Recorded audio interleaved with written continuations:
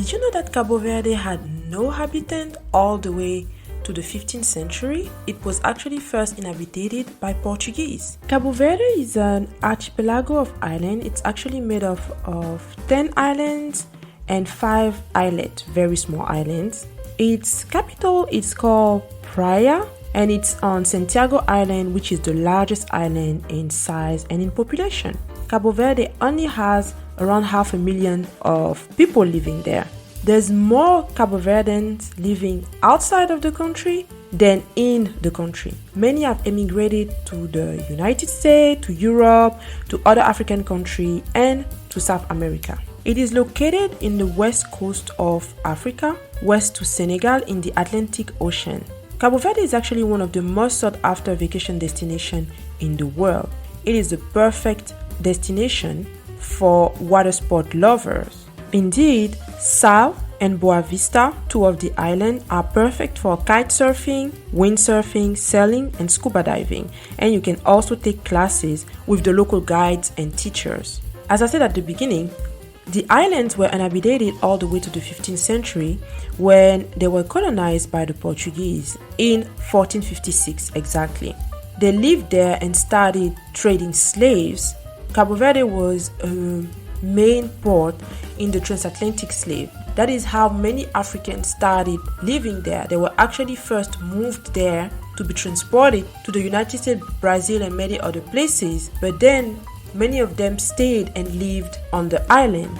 The current inhabitants of Cabo Verde are either direct descendants of Portuguese, direct descendants of the African slave, or they are descendants of interracial marriages between the Portuguese and the African. Cabo Verde and Guinea-Bissau were actually one country under the Portuguese during colonization until 1974 and 1975 when each country gained their independence. They ended up splitting in 1980. One of the islands, called Santa Luzia, is actually the only island with no inhabitants. The climate is extremely arid and there's practically no natural resources on the island, so it has never been colonized. It is currently a protected reserve.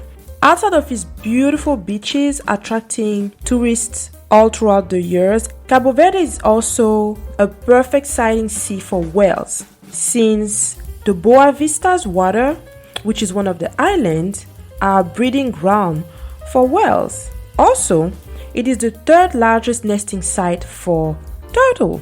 The first one is Florida, the second one is Brazil, and Cabo Verde happened to be the third one. The island also has many volcanoes. Some are still active. One actually erupted in 2014. And as far as tourism, on top of all of this, Sal Island, which is one of the most visited islands of the archipelago because of its beautiful beaches, used to also be a center for salt mining. It hasn't been active for years, but the water in the deep crater on the island is so salty that you can just float on the surface without any effort. Because of the harsh climate, Cabo Verde doesn't have many native animals. One of the most common animals on the island is the bat, actually the long-eared bat. It has been living on the island way before humans even settled there. Only 10% of the land is suitable for agriculture, and the many drought and famine have been major local issues. Some of the islands almost have no rain. This has participated to the immigration of so many Cape Verdeans to other countries in the hopes of finding jobs, better opportunities, and also better access to food. The national drink of Cabo Verde is the sugarcane liquor called grog. It actually has a warm banana smell. 3 fun facts about Cabo Verde. Praia de Santa Maria Beach was voted one of the top 25 most beautiful beaches in the world in 2017. Also, Cabo Verde has a huge population of goats. Indeed, they have one goat for every 2 people. When the Portuguese first started colonizing the island, they brought many goats, and those stayed on the island and multiplied themselves. Today, the population is huge, but they're actually really useful to farmers because most of the milk, the meat, and the cheese come from the goat. And finally, it is very rude to eat in public without sharing food in Cabo Verde. Most Cabo Verdeans buy enough food to share with people around them. That's it for today. If you have any question about Cabo Verde, leave your question below. Don't hesitate to comment, and let's be back here for another video soon. Bye.